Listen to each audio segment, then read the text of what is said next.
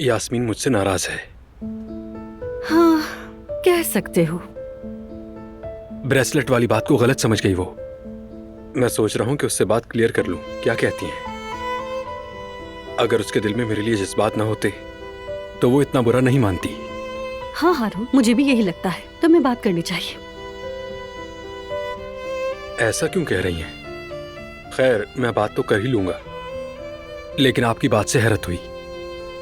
मेरी बात सुनो हारून, एक औरत का किसी मर्द से दिल तो लग सकता है, मगर ये जरूरी नहीं कि वो एहसास हमेशा कायम रहे। मतलब वो जज्बा खत्म हो गया?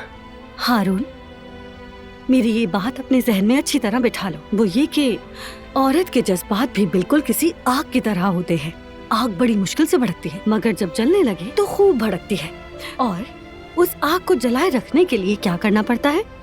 उसे हवा देनी पड़ती है। अगर हवा ना दो तो क्या होता है? देखते ही देखते वो शोला बुझ जाता है हारून, और जाहिर है हम तो ऐसा बिल्कुल भी नहीं चाहेंगे।